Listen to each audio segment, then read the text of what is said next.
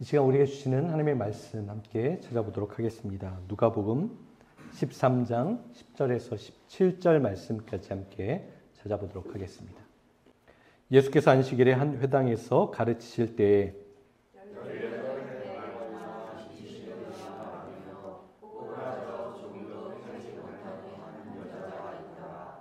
예수께서 보시고 불러 이르시되 여자여 내가 내 병에서 놓였다 하시고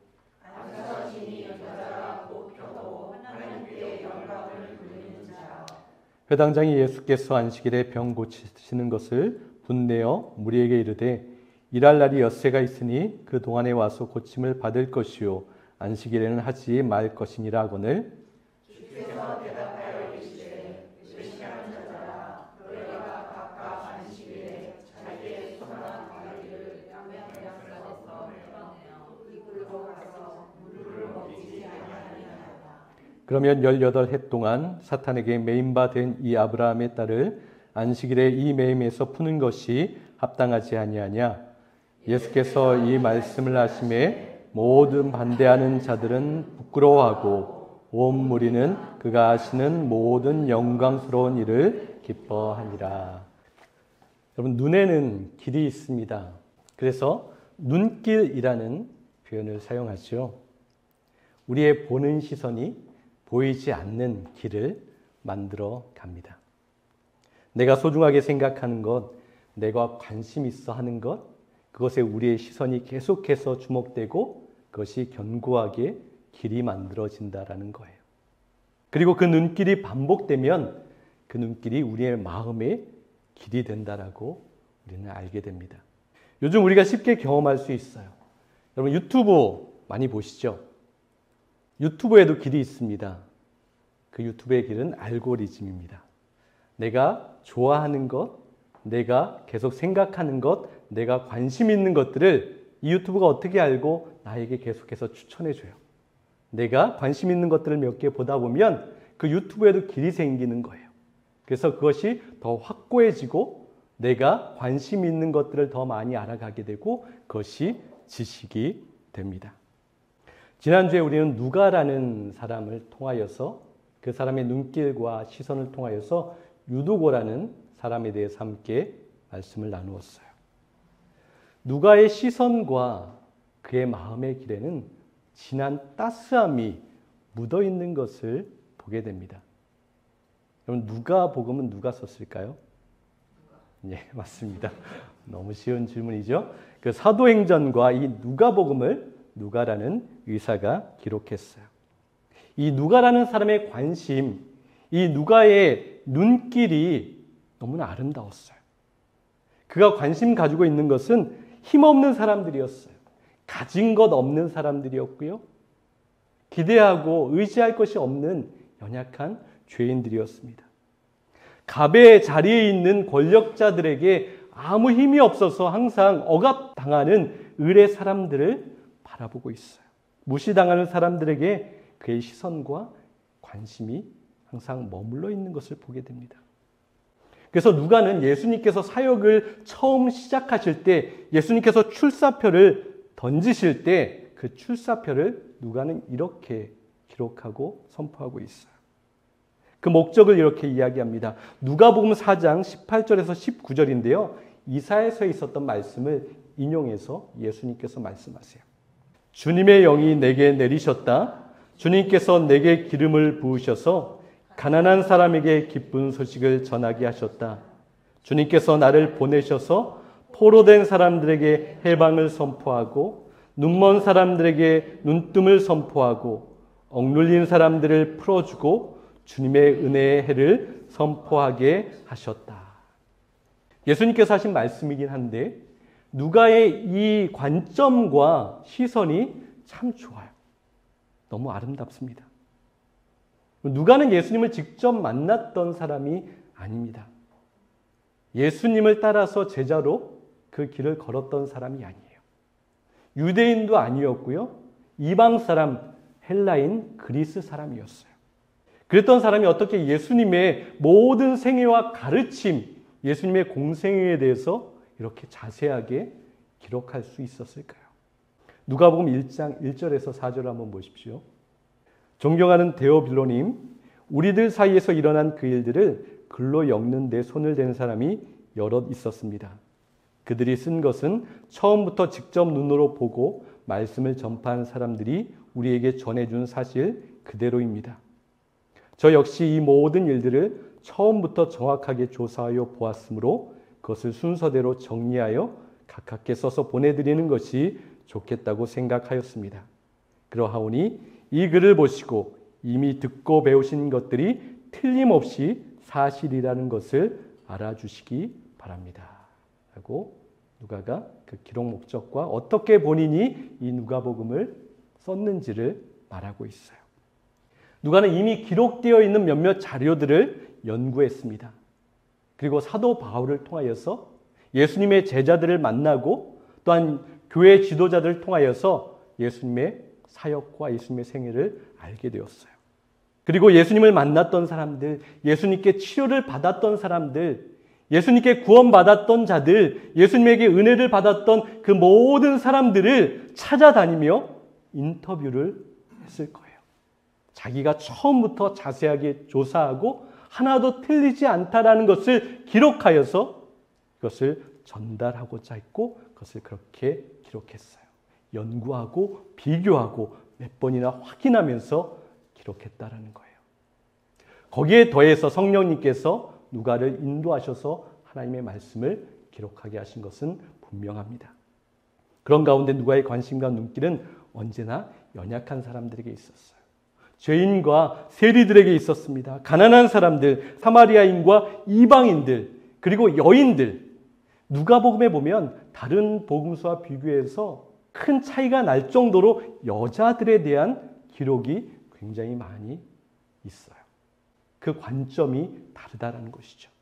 성령님께서는 이 관점까지 사용하셔서 주님의 그 따스한 마음을 누가를 통해서 우리에게 전달해 주고 있는 거예요. 약자들의 편에 있었습니다.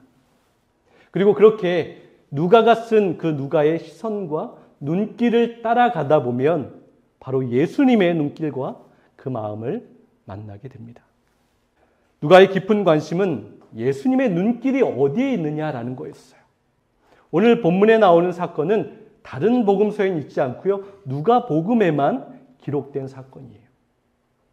아마 이 누가는 많은 사람들을 만나고 인터뷰하면서 이 여인을 만났을 수도 있고 이 여인이 경험했던 것을 잘 알고 있었던 사람을 인터뷰했을 수도 있을 거예요.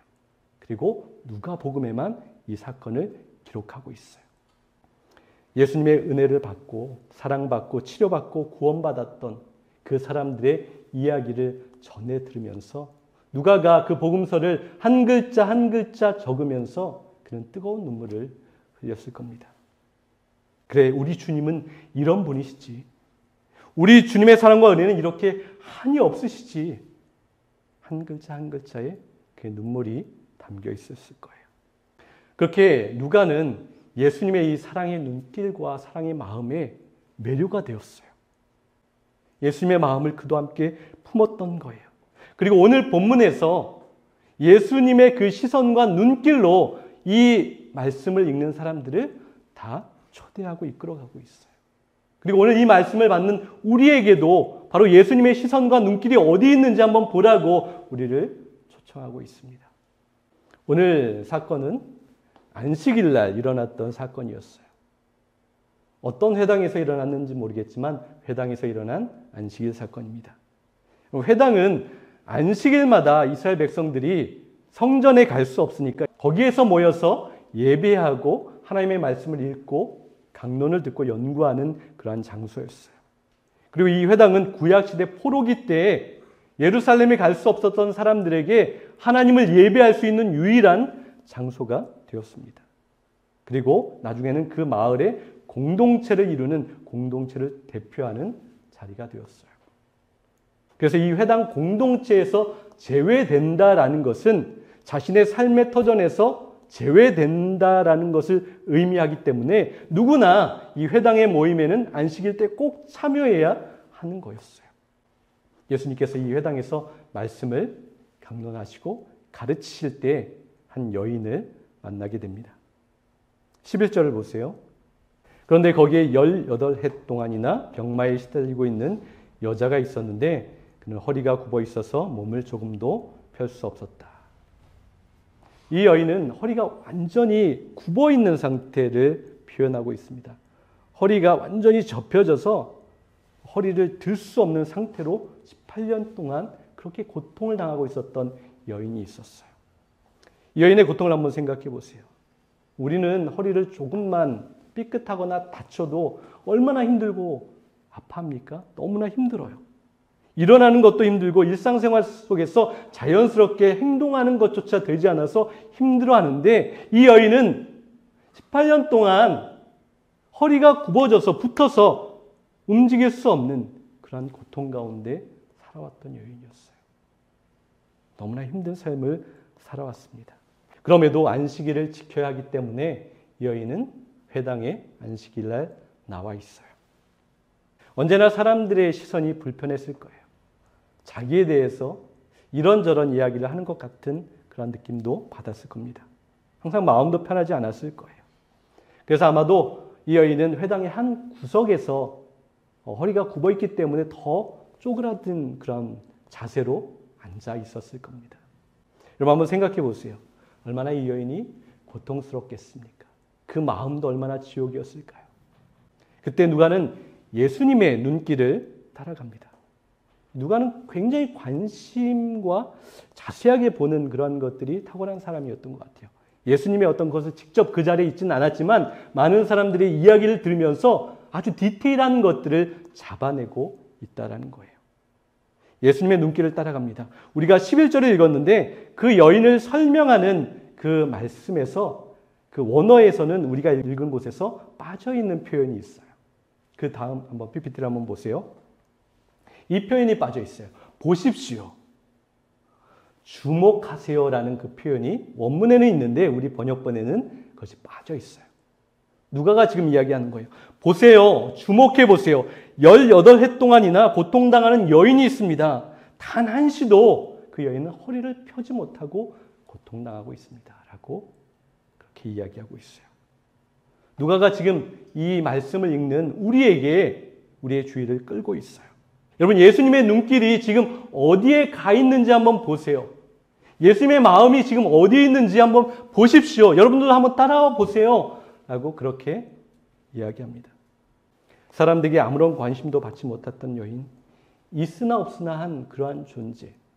한쪽 귀퉁이에서 허리가 꼬부라져서 눈빛 한번 나누지 못했던 그 모습으로 있었던 그 여인에게 거기에 있는 사람들은 아무도 관심을 갖지 않고 눈길 하나 주지 않는데 예수님은 회당에 들어오는 그 순간부터 그 여인을 바라보고 계셨고 예수님의 눈길은 그 여인에게 가고 있었다라고 누가가 기록하고 있어요. 12절에서 13절을 한번 보십시오. 예수께서는 이 여자를 보시고 가까이 불러서 말씀하시기를 여자야 너는 병에서 풀려났다 하시고 그 여자에게 손을 얹으셨다. 그러자 그 여자는 곧 허리를 펴고 하나님께 영광을 돌렸다. 예수님께서 회당에 들어가신 첫 순간부터 예수님은 그 수많은 사람들 가운데서 이 여인에게 눈을 떼지 않으셨습니다. 모두에게 투명 인간처럼 한 구석에서 쪼그려 앉아 있었던 그 여인을 보셨어요. 그리고 예수님께서 오셨고 말씀하고 계신데 여러분 다른 복음서의 상황들을 보십시오. 자기에게 필요한 것이 있고 질병 가운데 있었던 사람들, 앞을 못 보던 사람들, 손이 말랐던 사람들, 또한 억울했던 사람들이 어떻게 했어요? 예수님 앞에 달려나와서 소리치고 예수님 앞에 자신의 요구사항을 이야기했어요. 예수님, 나를 고쳐주세요. 예수님, 나를 불쌍히 여겨주세요. 라고 그렇게 외쳤던 모습이 분명히 있습니다. 그런데 예수님께서 지금 앞에서 말씀하시고 예수님께서 있는데도 이 여인은 달려나가지도 못해요. 말하지도 못합니다. 말할 힘조차 없는 그러한 많이 지쳐있고 아파하고 있었던 여인이었어요. 그 어떠한 용기도 남아있지 않았던 그 여인을 예수님께서 부르십니다. 예수님께서 보셨어요. 예수님께서 그 여인을 그 회당의 한 가운데로 불러내십니다. 아주 가까이 불러내셨다라고 말씀하세요. 그리고 그 여인에게 아무것도 묻지 않으셨습니다. 믿어봐라, 말해봐라 라고 그 어떤 요청도 하지 않으셨어요. 그저 그냥 예수님께서 그 여인의 그 아픈 부분을 어루만지시고 치유해 주셨어요. 너는 이제 자유하다. 너는 이제 안전하다. 너는 이제 괜찮다라고 예수님께서 그 여인에게 말씀하셨어요. 그때 그 여인의 18년 동안 굽어 있었던 거리가, 붙어 있었던 거리가 꽃이 펴지고 그 여인은 하나님께 찬양하고 영광을 돌렸다라고 기록합니다. 누가는 예수님께서 이 여인을 보셨다라고 표현하고 있는데 거기에는 깊은 의미를 담고 있어요. 예수님께서 큰 연민의 마음을 가지고 아파하는 마음으로 그 여인을 보셨다라고 기록합니다. 그리고 예수님께서 그 여인을 바라보는 그 눈길을 누가도 보면서 자기가 감격하고 있는 거예요. 자기가 기뻐하고 있습니다. 그래서 포로된 자에게 해방을 선포하시는, 자유를 주시는 그 주님의 놀라운 사역을 함께 기뻐하는 거예요. 그런데 이 아름다운 장면에서 찬물을 끼얹는 사건이 또 일어납니다. 14절을 보세요. 그런데 회당장은 예수께서 안식일에 병을 고치신 것에 분개하여 무리에게 말하였다. 일을 해야 할 날이 엿새가 있으니 엿새 가운데서 어느 날에든지 와서 고침을 받으시오. 그러나 안식일에는 그렇게 하지 마시오. 지금 이 회당장의 눈빛에는 불꽃이 튀고 있어요. 분노로 가득 찬 날카롭고 싸늘한 눈길입니다. 예수님을 향해서 화를 내고 있어요. 하루만 지나서 다음 날 고쳐도 되는데 굳이 왜 지금 그것도 기다리지 못하고 왜 사람을 고치느냐, 왜 안식일을 어기느냐라고 그렇게 화를 냅니다. 나를 불쾌하고 나의 마음을 불편하게 한다라고 썽을 내고 있는 거예요. 그리고 그 고침을 받은 여인에게까지 화를 내고 있어요. 있으나 없으나 하는 사람이 왜 여기에 와서, 왜 지금 와서 이러한 사건이 일어나게 하느냐라고, 일주일에 나머지 6일도 있는데 굳이 지금 나와서 이렇게 문제를 만들어내느냐라고 그렇게 화를 내고 있는 거예요. 사실 이 여인은 자신이 자기를 치료해달라고 얘기하지도 않았어요. 예수님께서 그냥 고치신 거예요. 그런데 이 여인에게 당신이 왜 그 자리에 있어서 이러한 일을 만들어냈냐라고 그렇게 성을 냅니다. 그리고 회당장이라면 18년 동안 이렇게 고통당하고 있었던 여인이 회복되는 것을 보면, 고침받고 자유함을 얻는 것을 보면 함께 기뻐해야 하는 것이 맞지 않습니까? 회당장에게는 이 여인이 보이지 않았다라는 거예요. 그럼 보이지 않았다라는 것은 뭐예요?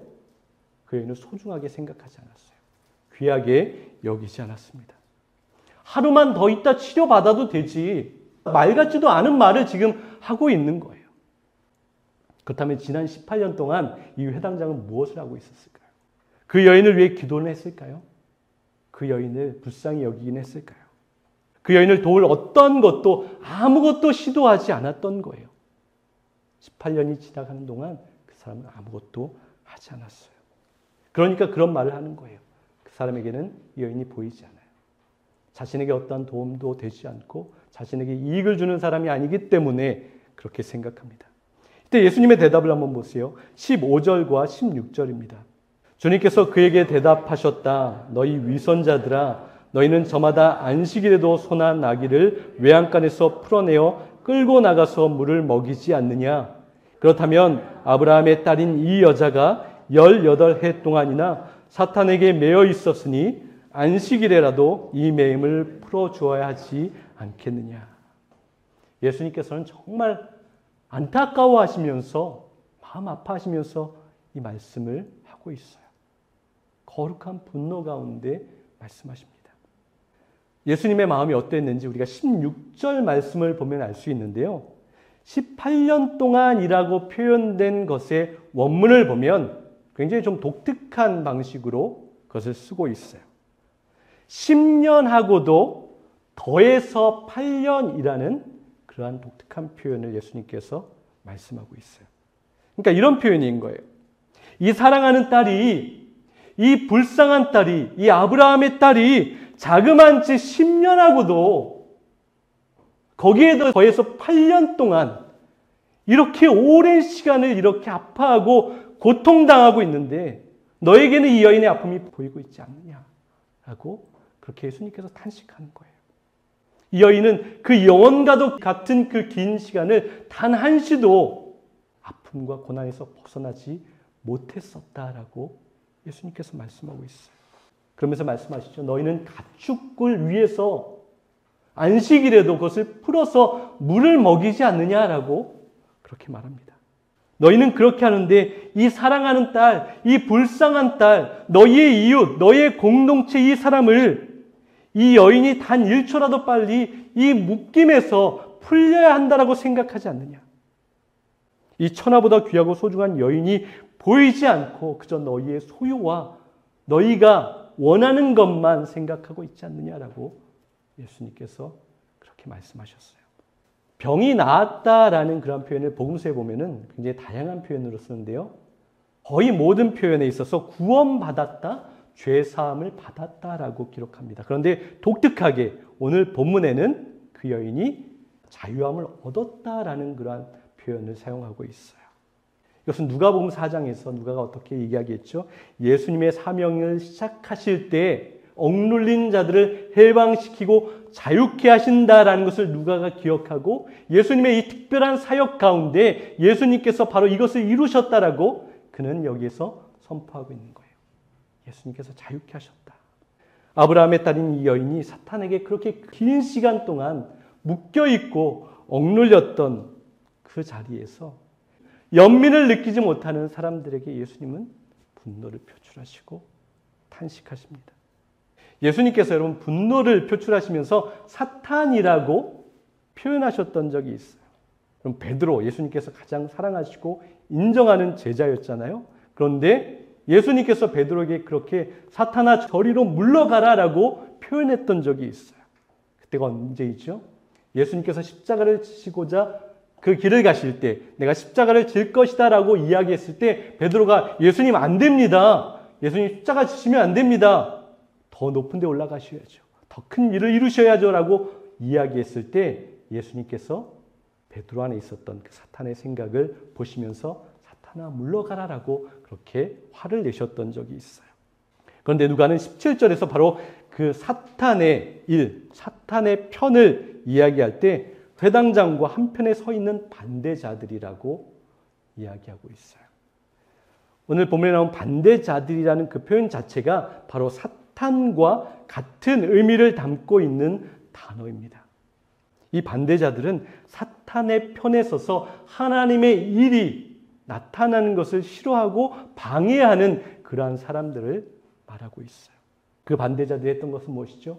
안식일에 예수님께서 병들린 이 여인을 고치는 것을 반대했던 사람들. 너희는 사탄의 편에 있었다. 사탄의 계획과 생각 가운데 너희들도 동참하고 있다라고 예수님께서 아주 강력하게 이야기하고 계신 거예요. 그들은 이 여자를 18년 동안이나 이 고통 속에 매여 있게 동조했던 사람들이 되는 거예요. 사탄의 편은 무엇입니까? 바로 선한 길, 주님의 길, 하나님의 계획하신 그 길을 기뻐하지 않고 반대하는 그 편에 서는 사람들은 사탄의 편에 있다라고 이야기합니다. 사탄의 편에 서 있었던 사람들, 그들은 악해서 아주 흉악해서가 아니라 그들은 이 여인을 보고도 못 본 척한 사람들이 바로 사탄의 편에 있었던 사람들이었던 거예요. 그리고 그 병이 치유되고 온전해졌을 때 함께 기뻐하고 축하하고 즐거워하는 것이 아니라 비난하고 나쁘게 보는 그 시선이 바로 사탄의 편에 있는 것과 같다라고 주님께서 말씀하십니다. 여러분, 인간다움이 회복되어지는 것, 온전해지는 것, 치유되고 완전성과 영혼성을 되찾고 회복되는 것, 그러한 것들을 보면서 기뻐하지 않는 것, 함께 즐거워하지 않는 것, 나쁜 생각으로 나쁜 눈길로 바라보는 것이 바로 사탄의 편에 서 있는 것과 동일하다라고 예수님께서 우리가 오늘 말씀을 통하여서 그렇게 교훈하고 계십니다. 예수님께서 여인의 아픈 곳에 손을 대었을 때 그 허리가 펴졌다라고 기록하잖아요. 원어의 의미를 보면 그 다시 집을 짓다라는 그런 의미를 담고 있어요. 예수님께서 그 여인의 허리를 치료해서 꼿꼿이 세우셨을 때 그 영혼의 집이 다시 한번 새롭게 지어졌다라고 말씀합니다. 예전에는 바라보는 것이 땅밖에 없었어요. 그런데 이제는 새롭게 지어졌어요. 하나님께서 회복하셨습니다. 아름답게 그 모든 것을 지어 가셨을 때 이제는 그 여인은 하늘을 보는 여인이 되었어요. 하나님을 바라보는 자가 되었고 주님을 기다리며 소망하는 그러한 삶을 살아가게 되었습니다. 하나님을 찬양하고 하나님께 영광을 돌렸다라는 표현 자체가 계속해서 반복되어 일어나는 그 여인의 행동임을 말하고 있어요. 앞으로의 미래의 삶 가운데서도 그렇게 하나님을 찬양하는 삶을 살았다라고 표현하고 있는 거예요. 여러분, 사탄의 편에 서는 미련한 사람이 되지 않기를 원합니다. 오직 주님의 편에 서서 주님과 함께 기뻐하는 하나님의 역사와 하나님의 뜻이 나타날 때 함께 기뻐하고 환호하고 즐거워하는 사람이 될 수 있기를 원합니다. 17절을 보세요. 예수께서 이 말씀을 하시니 그를 반대하던 사람들은 모두 부끄러워하였고 우리는 모두 예수께서 하신 모든 영광스러운 일을 듣고 기뻐하였다. 반대하는 사람이 있고요. 하나님의 일에 기뻐하는 사람이 있어요. 그런데 오늘 말씀을 보니까 그 반대했던 사람은 그럼에도 불구하고 다행인 것은 그들이 부끄러워할 줄 알았던 사람이었던 거예요. 그들이 부끄러워했고 그 이후에는 변화된 삶을 살아가기를 누가는 소망하는 마음으로 이 말씀을 기록하고 있어요.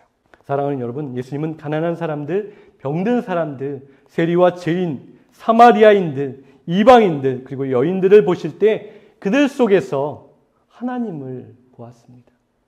예수님이 가는 그 눈길 가운데 하나님의 마음과 하나님의 사랑과 하나님의 역사가 그 안에 있다라는 것을 누가는 거기에서 발견했어요. 그리고 그는 함께 기뻐했습니다. 주님께서 원하시는 세상을 보았어요. 그 눈길과 그 손길을 통하여서 치유받고 회복되는 역사들을 함께 목도했습니다. 그리고 그 일에 함께 동역하는 하나님의 귀한 주님의 제자가 되었습니다. 여러분, 그렇다면 이제 저와 여러분의 차례입니다. 우리의 순서가 되었습니다. 보십시오. 주님의 그 눈길을 보세요. 주님이 바라보시는 그 시선을 보십시오. 주님의 마음이 어디로 향하고 있는지 우리는 거기에 관심을 두어야 합니다. 그 눈길이 우리의 마음의 길이 되게 하십시오.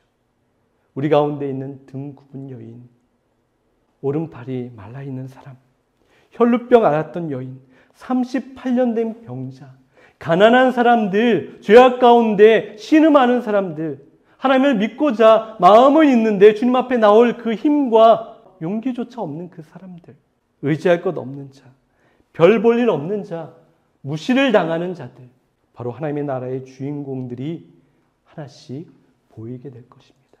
바로 그 사람들이 하나님의 나라의 주인공인 거예요.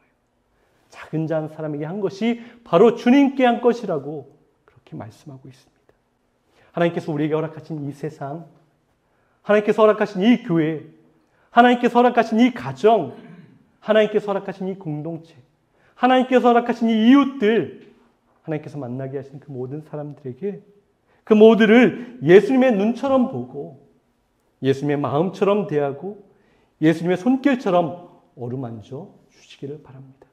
한 주간 우리 가운데 있는 허리 굽은 한 사람을 일으켜 세우는 저와 여러분, 하나님의 뜻을 감당하는 저와 여러분 될 수 있기를 간절히 소망합니다.